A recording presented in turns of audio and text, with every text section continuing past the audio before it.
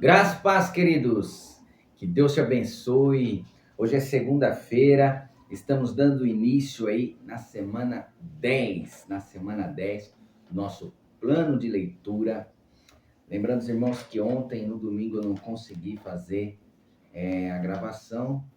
Ontem o dia foi bem ocupado e eu não consegui gravar. Então, hoje nós vamos gravar, fazer a leitura aí do livro de Deuteronômio, do capítulo 13 ao 19. Hoje serão aí a leitura de 6 capítulos e é bênção do alto. Serão 3 capítulos referente a ontem, do domingo, e referente a 3 capítulos de hoje. Glória a Deus! Vamos lá, irmãos. Sempre bom poder ter a oportunidade de ler a palavra de Deus e de buscar o entendimento do Senhor. Irmãos, nessas 10 semanas eu tenho são aí praticamente 2 meses e meio gravando. Minha vida está sendo transformada. Minha vida está sendo transformada. Em 2 meses e meio que eu tenho gravado, tenho tido esse compromisso com o Senhor de transmitir para vocês a minha leitura diária. Eu tenho sido muito abençoado. E meu testemunho é esse, né? Eu comecei desempregado, endividado, né? E hoje, após 2 meses e meio de projeto, Deus me abriu uma mega porta de emprego, me realizou o meu sonho. Eu tinha um sonho de trabalhar numa determinada empresa, que eu não posso ainda, eu acho que eu não tenho esse direito ainda de falar o nome da empresa, mas é uma empresa muito grande, muito conhecida. E era o sonho trabalhar lá, entrar dentro daquela empresa para trabalhar, e o Senhor me abriu essa mega porta.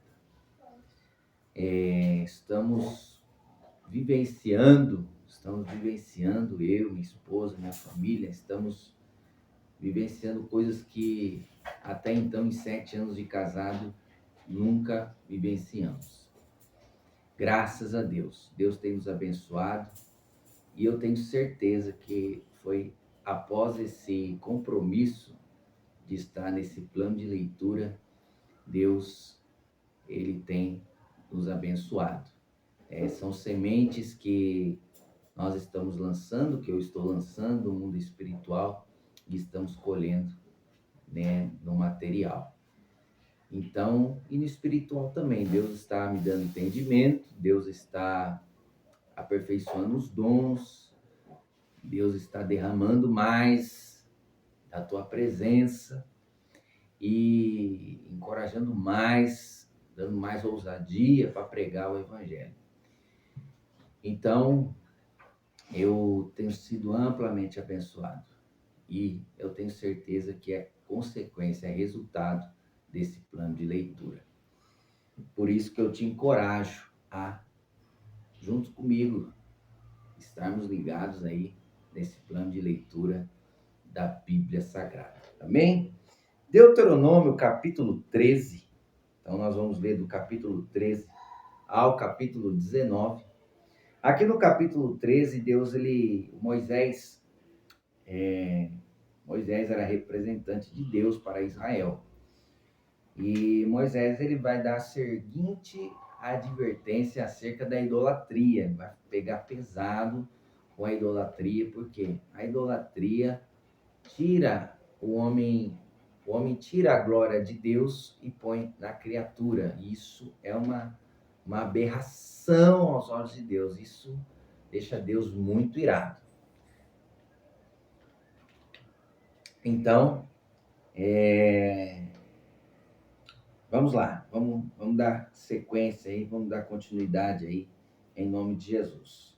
Capítulo 13, verso 1, diz assim: surgirão entre vocês profetas ou pessoas que têm sonhos sobre o futuro, e eles Prometerão sinais ou milagres.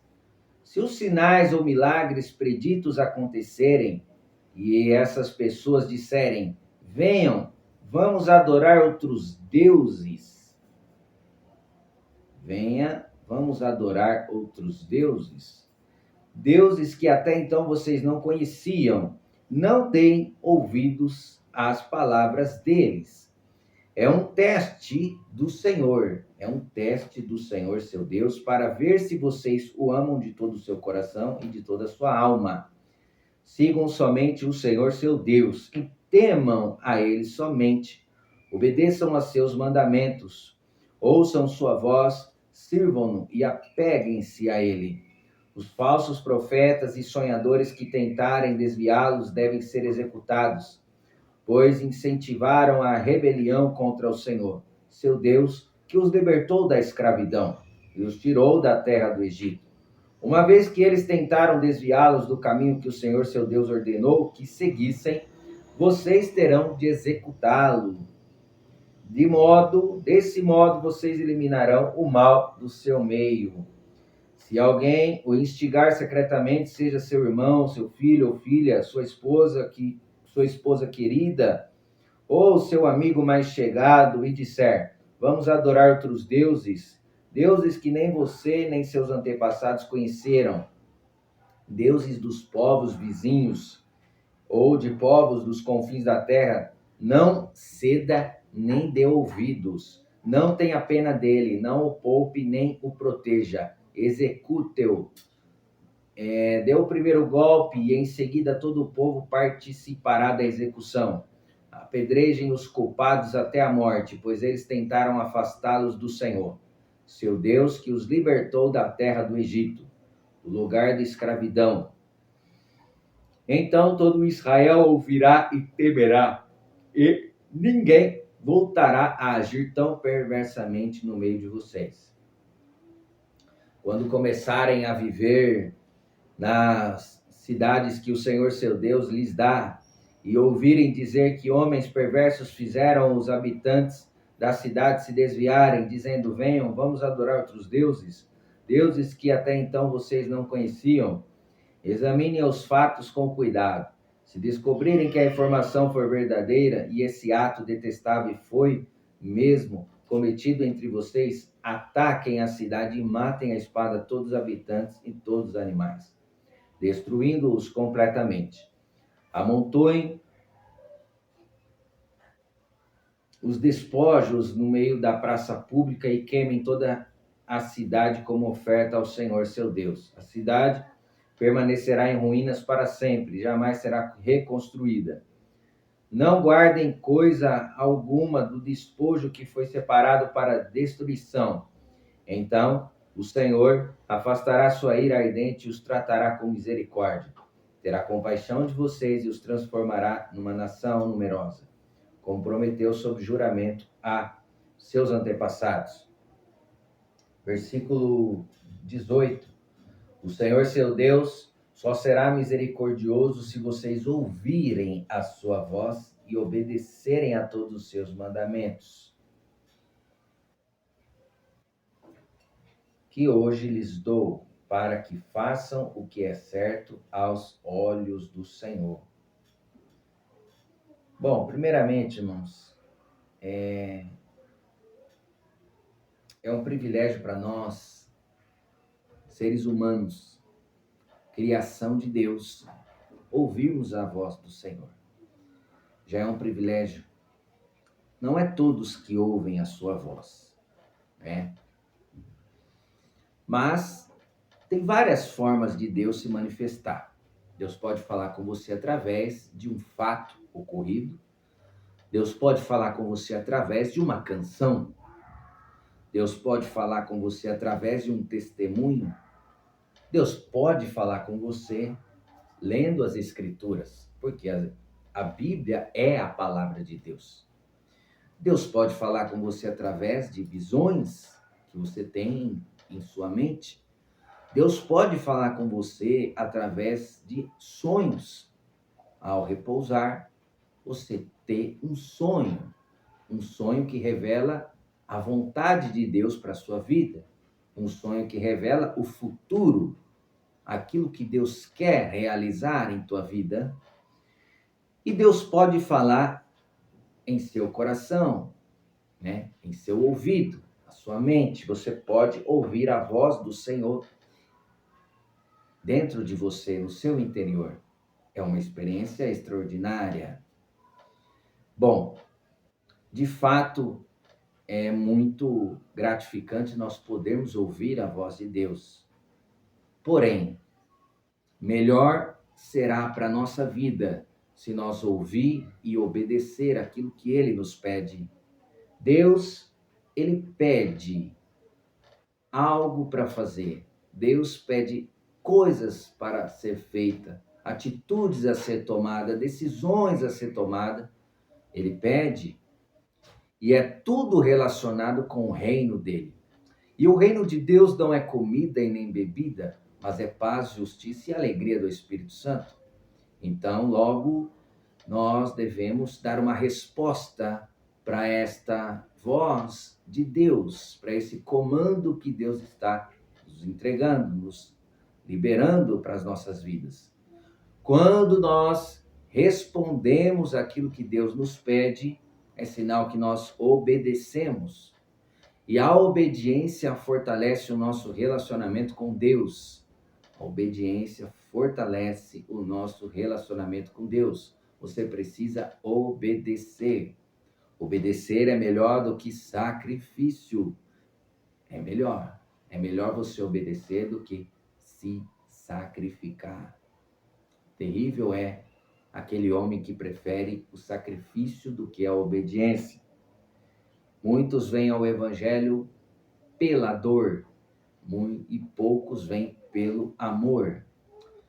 Mas também aqueles que vêm pela dor parece que dão mais valor na misericórdia e na graça de Deus do que aqueles que vêm pelo amor.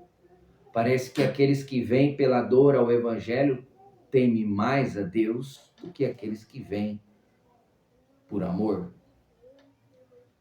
O fato é que nós precisamos ser obedientes a Deus e fazer o que é certo aos olhos de Deus, não aos olhos dos homens.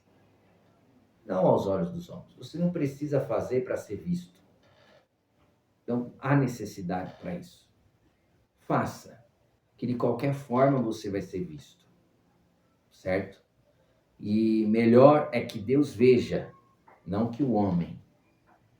Porque se Deus vê, ele registra e te recompensa. Se o homem vê, às vezes vem recompensa, mas a recompensa do homem é ilusória. Agora a recompensa de Deus é transformadora. É melhor você ser recompensado por Deus, porque a recompensa de Deus está acima, está além daquilo que o homem pode te oferecer. No capítulo 14, nós vamos ver acerca de alguns animais cerimonialmente impuros ou puros. Uma vez que vocês são filhos do Senhor, seu Deus, não se cortem nem raspem o cabelo acima da testa em sinal de luto. Vocês são um povo consagrado ao Senhor, seu Deus, e ele os escolheu dentre todas as nações da terra para serem sua propriedade especial. Não comam animais detestáveis, cerimonialmente impuros. São estes os animais que vocês podem comer: o boi, a ovelha, o bode, o veado, a gazela, a corça, a cabra selvagem, o ibex, o antílope e as ovelhas montes. Vocês podem comer qualquer animal que tenha os cascos divididos em duas partes e que rumine. Mas se o animal não apresentar essas duas características, não pode ser consumido. Não comam, portanto, o camelo, nem a lebre, nem o coelho silvestre. Eles ruminam, mas não têm os cascos divididos, de modo que são impuros para vocês. Também não comam o porco, pois embora tenha os cascos divididos, não rumina, e portanto é impuro para vocês. Não comam a carne desses animais, nem toquem em seu cadáver. Nem de todos os animais que vivem nas águas, de todos os animais que vivem nas águas, vocês podem comer, qualquer um que tenha barbatanas e escamas. Não comam, porém, animais que vivem nas águas, mas não têm barbatanas e escamas. Eles são impuros para vocês. Vocês podem comer qualquer criatura voadora que seja cerimonialmente pura. Estas são as criaturas voadoras que vocês não podem comer: o abutre folveiro, o abutre barbudo, o abutre fusco, o milhafre, o falcão e todas as espécies de condores, todas as espécies de corvos, a coruja de chifres, a coruja do campo, a gaivota, todas as espécies de gaviões, o macho galego, o corujão, a coruja das torres, a coruja do deserto, o abutre do Egito, o corvorão, a cegonha, todas as espécies de garças, a polpa e o morcego. Todos os insetos alados que rastejam pelo chão são impuros para vocês, de modo que não podem comê-los. Contudo, podem comer qualquer criatura voadora que seja cerimonialmente pura. Não comam animal algum que tenha morrido de causas naturais. Podem dá-lo a um estrangeiro que vive em sua cidade, ou vendê-lo a outros estrangeiros. Vocês mesmos, porém, não o comerão, pois são um povo consagrado ao Senhor seu Deus. Não cozinhem o cabrito no leite da mãe dele. Glória a Deus. Louvado seja o nome do Senhor. No versículo 22, nós vamos ver aqui sobre dízimos, sobre a entrega dos dízimos e para qual era o fim dos dízimos, onde estava sendo destinados os dízimos. Olha lá. Separem o dízimo de suas colheitas, 1/10 de toda a sua safra anual. 1/10 de toda a safra anual. Levem o dízimo ao lugar que o Senhor seu Deus escolher para estabelecer seu nome e comam o dízimo ali, na presença do Senhor. Não era levar o animal e deixar lá e ir embora. Era levar o animal e comer o animal na presença do Senhor. Isso se aplica aos dízimos de cereais, do vinho novo, do azeite, dos machos, das primeiras crias do gado e dos rebanhos. Com isso aprenderão a sempre temer o Senhor, seu Deus. Então, quando eu levava o dízimo, que era animais, grãos, eu tinha que comer na presença de Deus. E fazendo isso, o temor do Senhor viria em meu coração. Porque, irmãos, o que faz a diferença na vida de um cristão é o temor que ele tem a Deus. Porque o temor do Senhor é o princípio da sabedoria. Se o Senhor seu Deus os abençoar com uma boa colheita, mas o lugar que ele escolher para a habitação do seu nome for distante demais para vocês levarem o dízimo, vendam a 10ª parte de suas colheitas e rebanhos, coloquem o dinheiro numa bolsa e levem-no ao lugar que o Senhor seu Deus escolheu. Quando chegarem, usem o dinheiro para comprar o tipo de alimento que desejarem: bois, ovelhas, vinho ou qualquer outra bebida fermentada. Então, na presença do Senhor seu Deus, comam e alegrem-se com toda a sua família. E não se esqueçam de cuidar dos levitas de sua cidade, pois eles não receberão porção alguma de terra como herança entre vocês. Ao final de cada 3 anos, levem todo o dízimo da colheita daquele ano à cidade mais próxima e armazenem ali. Quer dizer, a cada 3 anos deveria ter uma cidade celeiro, uma cidade que armazenava os dízimos. Entreguem o dízimo aos levitas que não receberam porção alguma de terra como herança entre vocês, e também aos estrangeiros que vivem entre vocês e aos órfãos e às viúvas de sua cidade, para que eles comam até saciarem. Então, O Senhor seu Deus os abençoará em todo o seu trabalho.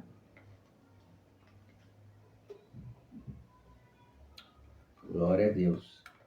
Quer dizer que os levitas precisavam receber ajuda de Israel, das tribos de Israel. A igreja usando de bondade e misericórdia para com os levitas, porque os levitas não tinham terra, não tinha gado, não tinha animais. Os levitas eram homens que aplicavam todo o sua energia, toda a sua vida, dedicava toda a sua vida para servir ao Senhor em seu tabernáculo. Futuramente, na construção do Templo de Salomão, os levitas estariam ali 24 horas por dia para louvar o Senhor, apresentar sacrifícios e ofertas ao Senhor. Servir a Deus de forma integral. Amém? Glória a Deus. No capítulo 15, nós vamos ver aqui o cancelamento das dívidas. Olha, isso aqui era muito interessante, né? Falava de... No final de cada 7 anos, cancelem as dívidas de todos a quem vocês tiverem feito um empréstimo. O cancelamento será efetuado da seguinte forma: todos cancelarão os empréstimos que fizerem aos irmãos israelitas.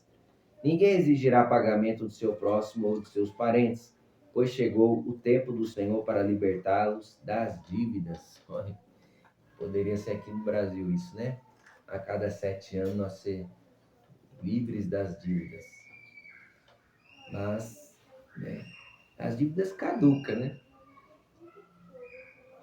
Se você tem uma restrição no teu nome, a cada 5 anos caduca essa dívida, mas você continua devendo, só o seu nome que sai da restrição, né?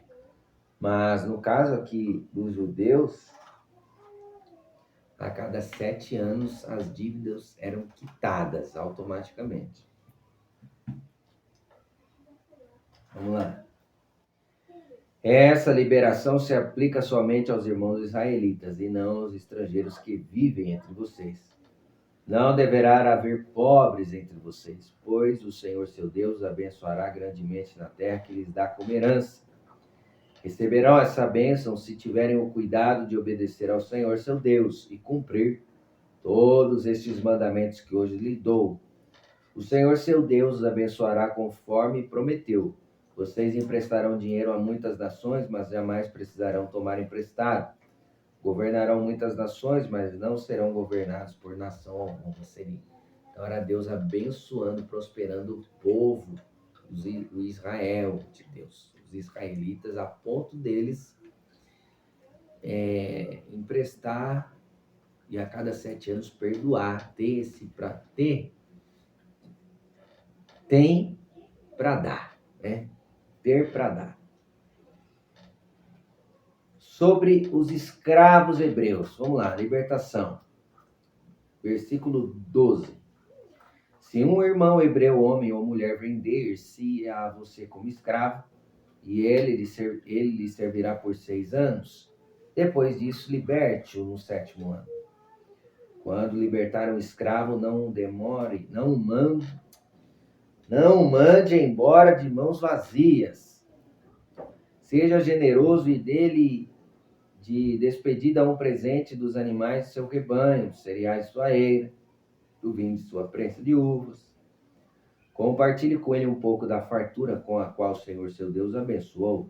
Lembre-se de que um dia você foi escravo na terra do Egito e o Senhor seu Deus libertou, por isso lhes dou essa ordem. Vê que interessante que Israel foi liberto pelo Senhor na terra do Egito, mas não chegou ao deserto de mãos vazias. Os egípcios abençoaram. Houve-se uma troca, né, de riqueza, né? Houve-se uma troca. Uma transferência de riqueza.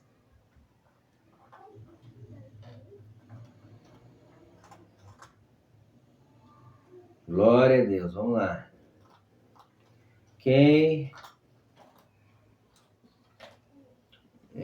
No versículo 16, ó. Mas, se por estar bem com você e amar você e sua família, o servo disser, não quero ir embora, Você pegará um furador e furará a ponta da orelha dele contra a porta. Depois disso, ele será seu escravo para o resto da vida. Faça o mesmo com as escravas.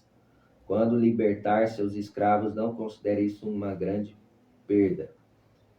Lembre-se de que, por 6 anos, eles lhes prestaram serviços equivalentes a 2 vezes o salário de empregados contratados, e o Senhor, seu Deus, o abençoará em tudo que você fizer.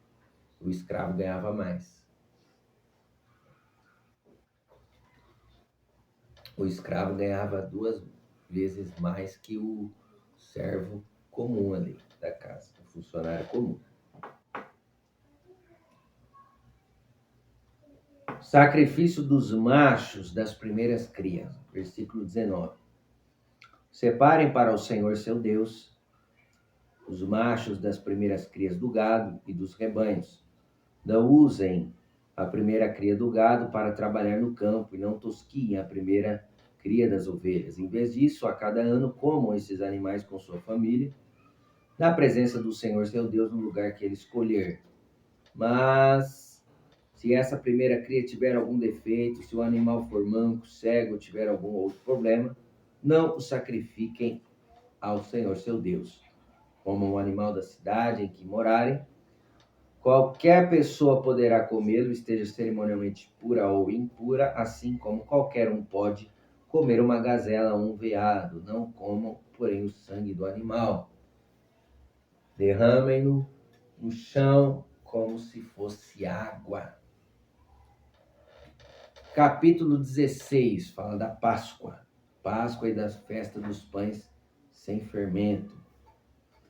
A cada ano, no mês de Abibe, celebrem a Páscoa em homenagem ao Senhor seu Deus, pois foi nesse mês, durante a noite, que o Senhor seu Deus o libertou do Egito. O sacrifício de Páscoa será um animal do gado ou do rebanho, oferecido ao Senhor seu Deus, no lugar que ele escolher para a habitação do seu nome. Comam o sacrifício com pães sem fermento durante 7 dias. Comam pão sem fermento, como fizeram quando fugiram a pressas do Egito. Comam esse pão e pão do sofrimento, para lembrarem por toda a vida do dia em que saíram do Egito. Durante esses 7 dias não deve haver a mínima quantidade de fermento nas casas em toda a sua terra. E quando sacrificarem o cordeiro de Páscoa ao entardecer do primeiro dia, não deixem sobras para a manhã seguinte.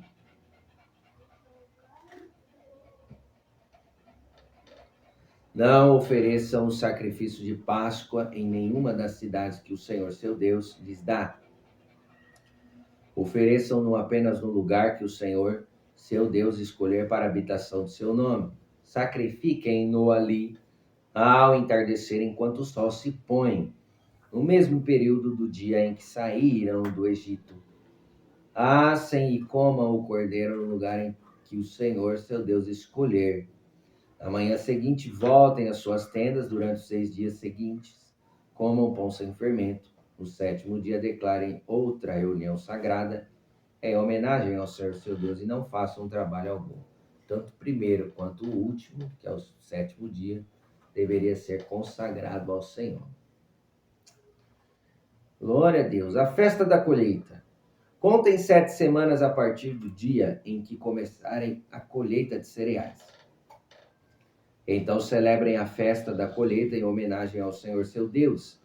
Levem uma oferta voluntária proporcional às bênçãos que vocês receberam dele.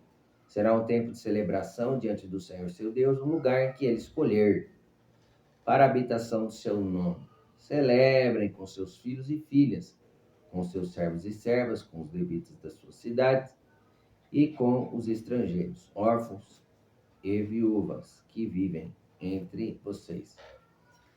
Lembrem-se de que um dia vocês foram escravos do Egito e, portanto, tenham o cuidado de cumprir todos esses decretos.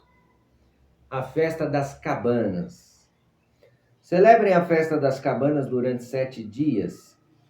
No final da época da colheita, depois que ajuntarem os cereais, prensarem as uvas, essa festa será um tempo de alegria e comemoração, com seus filhos e filhas, seus servos e servas, com os levitas, estrangeiros, órfãos, viúvas de suas cidades.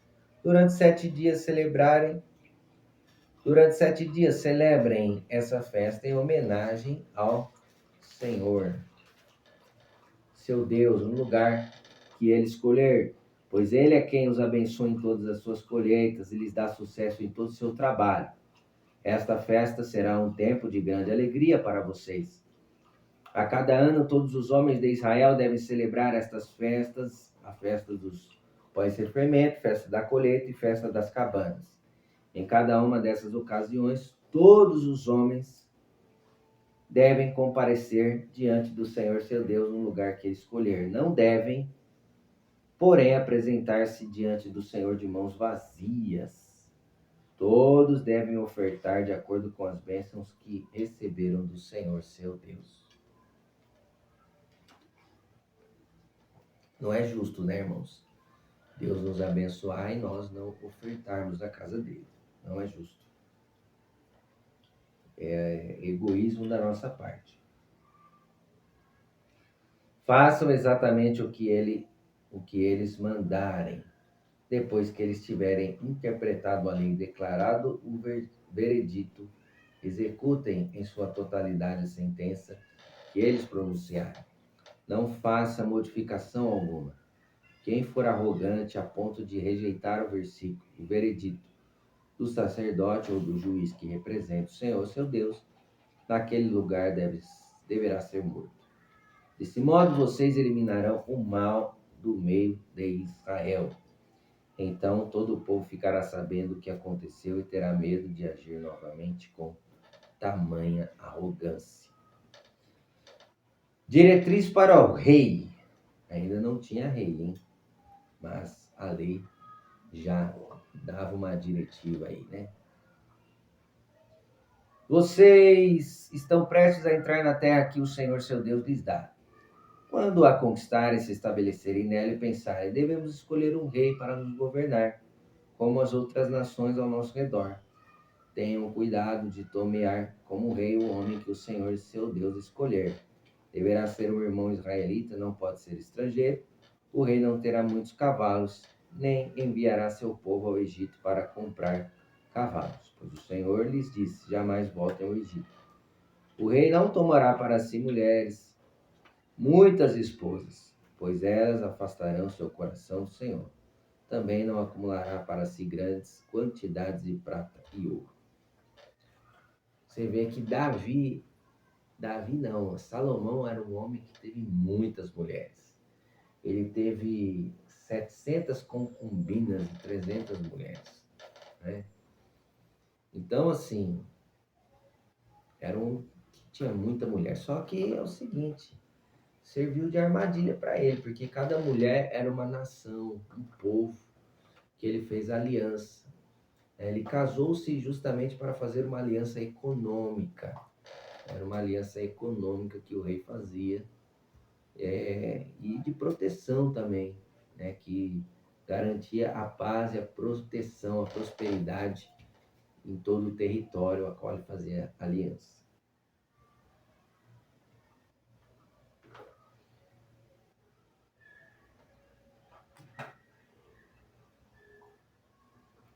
Glória a Deus. Vamos lá.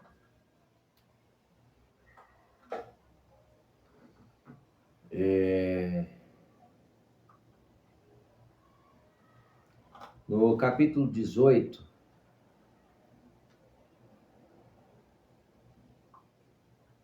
nós vamos ver as ofertas que é destinado para os sacerdotes e levitas.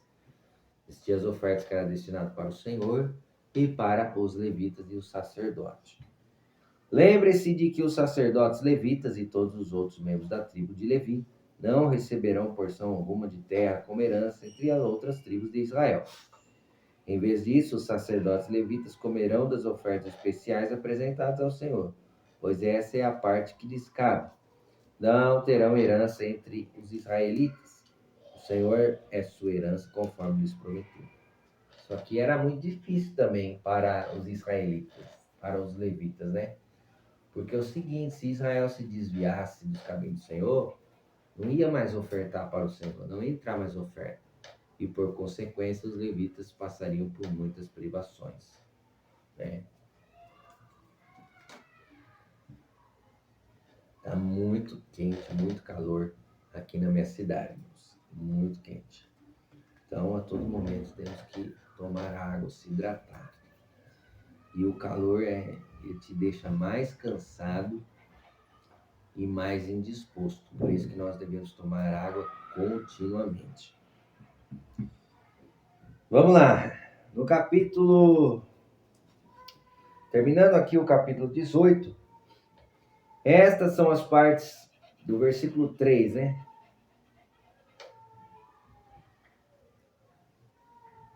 Estas são as partes que os sacerdotes receberão com sua porção dos bois e das ovelhas que o povo entregar como oferta.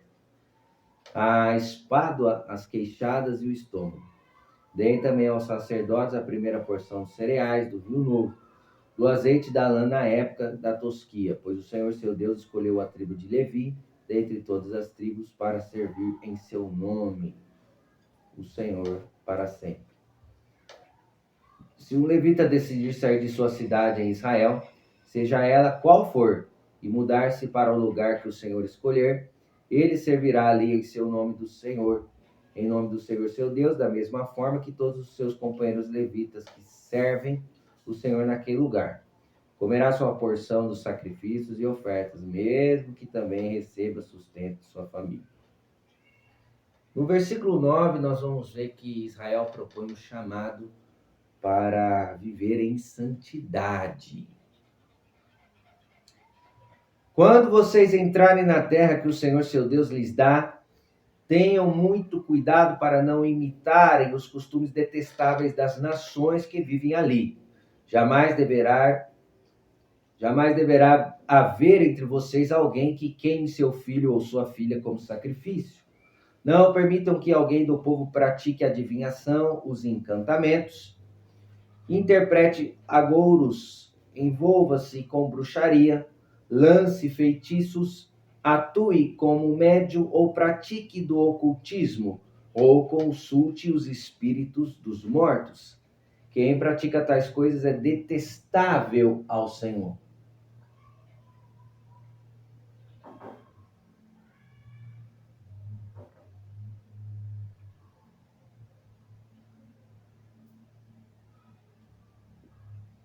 É detestável ao Senhor, seu Deus, as expulsará de diante de vocês.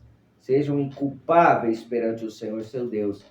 As nações cuja terras vocês estão prestes a conquistar consultam feiticeiros e adivinhos, mas o Senhor, seu Deus, os proíbe de fazer essas coisas.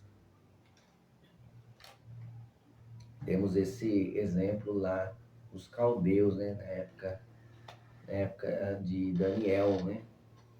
Havia magos lá no Egito, magos e adivinhos, né? E Deus estava falando que lá entre os cananeus teria algumas nações que tenham essa prática de feitiços. Os verdadeiros e os falsos profetas. Vamos ver a diferença aqui, ó. No versículo 15 do capítulo 18. O Senhor seu Deus levantará um profeta como eu. Isso aqui é uma promessa, ó. O Senhor seu Deus levantará um profeta como eu, do meio dos seus irmãos israelitas. Deem ouvidos a ele, pois foi isso que vocês pediram ao Senhor seu Deus quando estavam reunidos ao pé do Monte Sinai. Disseram, Deus nem ver este fogo ardente, pois morreríamos. Então o Senhor me disse, eles estão certos. Levantarei um profeta como você do meio de seus irmãos israelitas e porei minhas palavras em sua boca e ele dirá ao povo tudo o que eu lhes ordenar. E Jesus falou isso aí, né? Que as palavras dele não vinham dele mesmo, vinham do Pai. Eu mesmo pedirei contas de qualquer um que não ouvir as mensagens que o profeta proclamar em seu nome. Mas o profeta que tiver a presunção de falar em meu nome algo que não lhe ordenei, ou que falar em nome de outros deuses, será morto. Talvez vocês se perguntem: como saberemos se uma profecia vem do Senhor ou não? Se o profeta falar em nome do Senhor, mas suas previsões não acontecerem, nem se cumprirem, vocês saberão que a mensagem dele não vem do Senhor. Esse profeta presumiu arrogantemente que falava em seu nome, e vocês não precisam temer. Já no capítulo 19, nós vamos ver sobre as cidades de refúgio. Cidades de refúgio será aquela, se por um acaso um israelita matar o outro por inocência, né? Por algum acidente, esse assassino iria, mesmo que for por acidente, iria se esconder, porque o vingador de sangue viria atrás dele e ele teria que se esconder nessa cidade de refúgio. O vingador não poderia entrar dentro dessa cidade. Capítulo 19. Quando o Senhor seu Deus destruir as nações cujo território ele lhes dá, vocês tomarão posse da terra e se estabelecerão nas cidades e casas que elas construírem. Em seguida separarão 3 dias de refúgio na terra que o Senhor seu Deus lhes dá. Preparem estradas e dividam entre 3 regiões e a terra que o Senhor seu Deus lhes dá como propriedade, como uma dessas cidades em cada região. Quem tiver matado alguém poderá fugir para uma dessas cidades de refúgio e ficar salvo. Isso se aplica a alguém que, sem intenção e sem mostrar hostilidade anterior, matar outra pessoa. Ele poderá fugir para uma dessas cidades de refúgio e viver em segurança.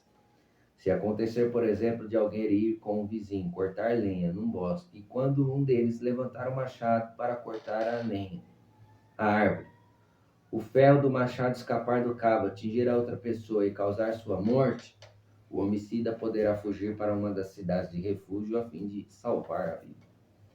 Se, contudo, a distância até a cidade de refúgio for muito grande, e acontecer que, irado o parente encarregado de vingar a morte da vítima, alcance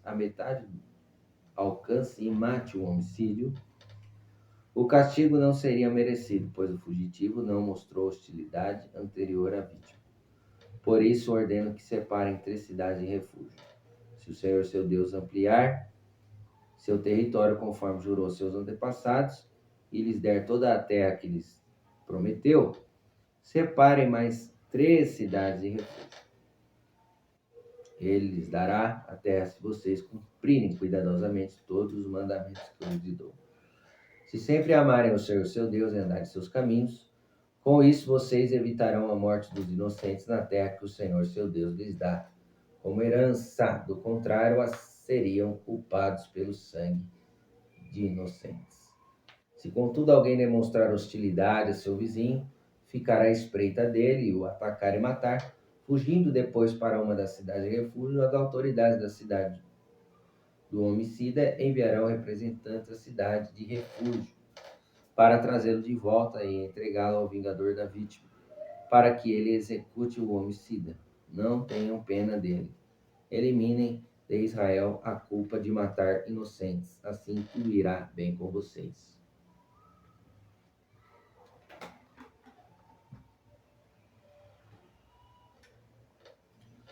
O interesse pela justiça. Quando tomarem posse da terra que o Senhor seu Deus lhe dá como herança, jamais roubem terras de outros, mudando de lugar ou marcos de divisa em seus antepassados colocaram. Não condenem alguém por um ciúme ou delito. Não culpe alguém por um crime ou delito com base no depoimento de apenas uma testemunha. Os fatos a respeito do caso devem ser confirmados pelo depoimento de 2 ou 3 testemunhas. Se uma testemunha mal intencionada se apresentar e acusar alguém de ter cometido um crime, tanto o acusador como o acusado comparecerão diante do Senhor, apresentando-se aos sacerdotes e juízes que estiverem de serviço na ocasião. Os juízes farão uma investigação cuidadosa do caso. Se a testemunha fez acusações falsas contra seu irmão israelita, apliquem-lhe a sentença que ela planejava para outra pessoa. Desse modo, vocês eliminarão o mal de seu meio. O restante do povo ficará sabendo disso e terá medo de cometer tamanha maldade. Não tenham pena do culpado. Sua regra deve ser vida por vida, olho por olho, dente por dente, mão por mão, pé por pé. Amém? Até aqui, irmãos. Até aqui. Amanhã nós daremos continuidade nesse plano de leitura. É isso aí. Vamos ler, vamos crescer na graça, no conhecimento do Senhor e entendermos, buscar o entendimento de sua palavra. Tudo aquilo que Deus nos revelou, nos mostra em sua palavra. Amém?